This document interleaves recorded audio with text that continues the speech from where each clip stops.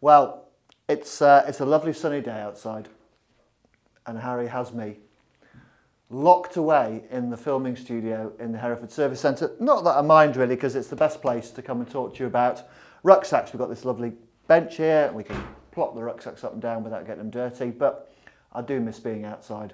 But anyway, I shall persevere for the sake of my art. This is the Lowe Alpine Airzone Trail 30. It's kind of your classic day pack that's suitable for hiking and trekking in the hills and the mountains. It's lightweight, it's super breathable thanks to, brief glimpse, the new Airzone back system.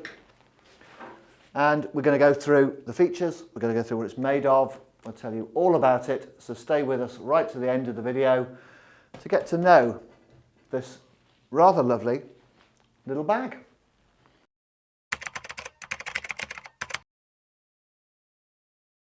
So what is it? Well, it's a 30-litre classic day bag. That really just about sums it up. You know, you think about a day bag for hiking and trekking, walking, etc. You want side pockets, you want a 30-ish litre capacity to put your waterproofs, your lunch, your first aid kit, etc. in, enough space to carry your essentials. It's not too big, it's not too heavy. It's just your absolute classic trekking and hiking day bag.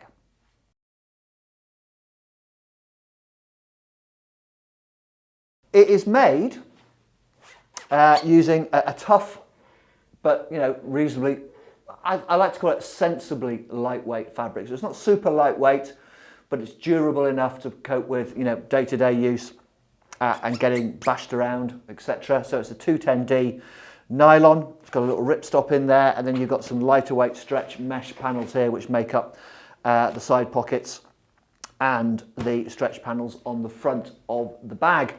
So like I said, it's a sensible weight.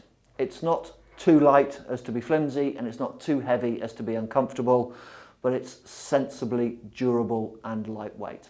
Okay, so talking of weight, I have donned my trusty spectacles and retrieved my digital weighing scales. Let's see how much this weighs.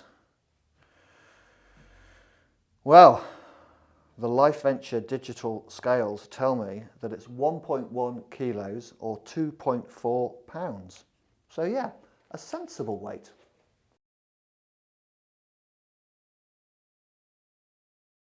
Right, the back system. The back system is the bit that will define the carry comfort and your comfort and the load stability of any rucksack. So it's a really important part of any pack.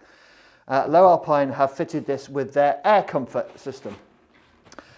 Clues in the name. You get lots of air and it's comfortable. Who'd have thought it, eh? So it's a kind of what we call a trampoline back system, but a stripped down trampoline back system to make it as light and as comfortable as possible. So you still get this air gap created by a tough, you hear that? There's a tough kind of HDPE sheet which creates this back panel, which gives the pack some stability and some flex. And then suspended between the top and the bottom, you've got these meshy covered ribs with a dirty great big hole in the middle. So there's actually very little fabric contacting your back, creating masses of airflow. So really, really comfortable, great for use in hot weather. If you're going off, I don't know, you're going to go and get a course, go do one of the GRs. This would be the perfect kind of pack for you in those hot conditions. That mesh fabric then runs through underneath the shoulder straps, and they're vented as well, so lots of ventilation and comfort through the shoulder straps. And then that runs down into a large lumbar pad here, which sits just in the small of your back, just to keep the pack centralised and comfortable. And then you've got this split fin hip belt with a mesh panel in the middle. Again, all about breathability, all about getting that ventilation around. And the hip fin, the split fin hip belt, easy for me to say, is really helpful to sit over the top of the iliac crest, because it kind of forms and spreads evenly over that part of your body where you should be holding most of the weight of the pack. So lots of ventilation, lots of comfort, minimal amount of fabric to keep the weight as low as possible. So a really functional, lightweight, breathable back system.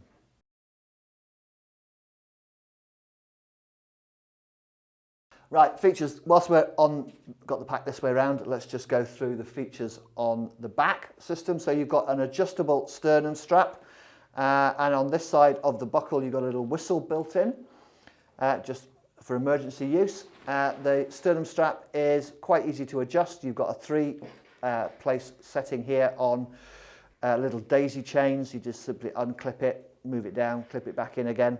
Same on the other side, keep things even. So yeah, it can be a little bit fiddly, this particular one, but once you've got it set, it's not a problem, and it is easier than those awful things that you struggle to slide up and down. So yeah, unclip, pop it back through, clip it back up again.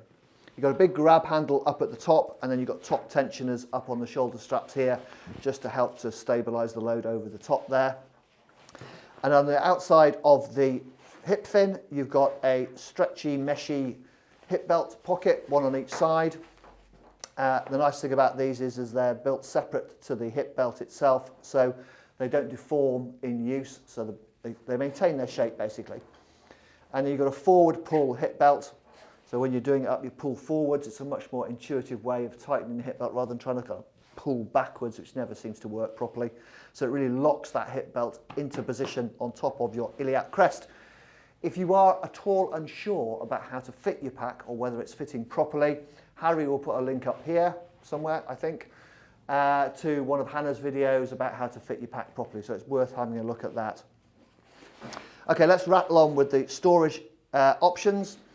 On each side of the pack, so this is the same both sides, you've got a stretch water bottle pocket, which takes a water bottle, would you believe? And then behind that, you've got a zipped pocket as well. So really useful for little bits and bobs that you want to get at quickly without having to go to the inside of the pack. A traditional zipped side pocket. You don't see those very often. So that's a really good option. So you've got the stretch and the zip pocket, same both sides. Let's stick with the pocket theme. So right up at the top here on the top lid, you've got a large pocket up at the top there.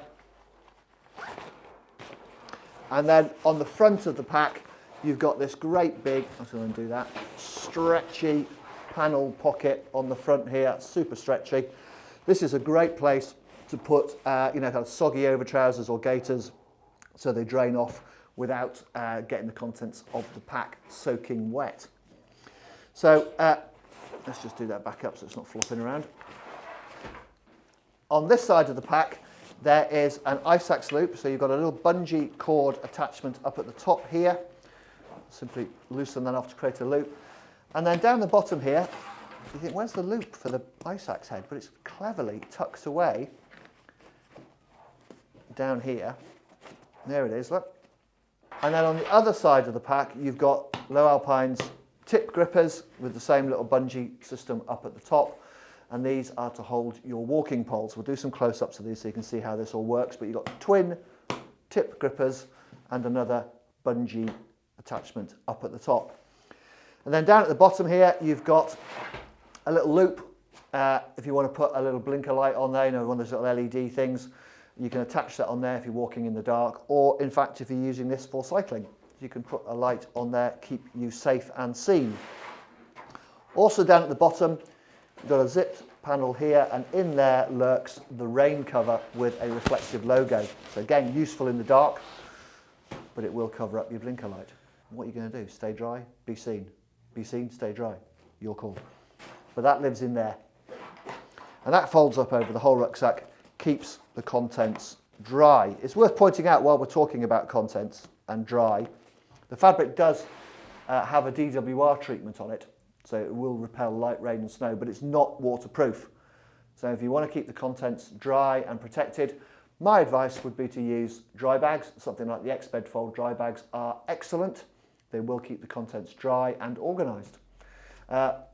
You also have the backup of the rain cover should you choose. So access into the pack is through traditional top lid entry. You've got a single strap, single buckle. Open that up. And hey presto, you have a luminous green panel here with a pocket. So on this here, you've got what they call SOS panel. Just gives you handy instructions on how to attract attention in the mountains should you require assistance. The pocket contains a key clip, for clipping your keys to. And then access is through a simple draw cord at the top with a little cord lock buckle. Pull that open and then you can get into the main pack. Let me remove the cushion fillers. Inside the pack you have got a hydration sleeve. Which will take, I reckon you get a 3 litre bladder in there, not a problem. And then up at the top you have got a little cord loop, toggle loop webbing thing. I don't know what the technical name for that is.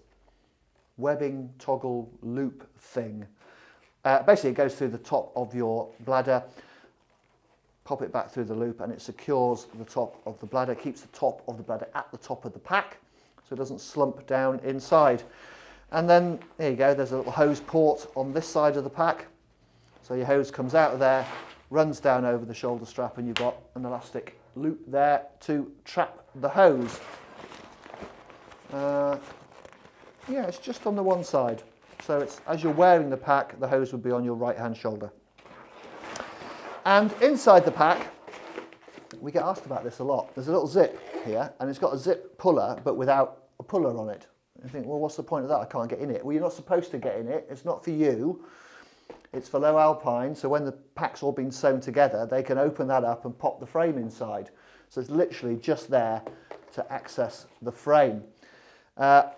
You could open it, I suppose, and you could take the frame sheet out if you want, but that would be completely pointless as it would completely negate the whole Airzone trampoline mesh system. So just leave it alone. Just ignore it. Pretend it's not there. Pretend I haven't mentioned it.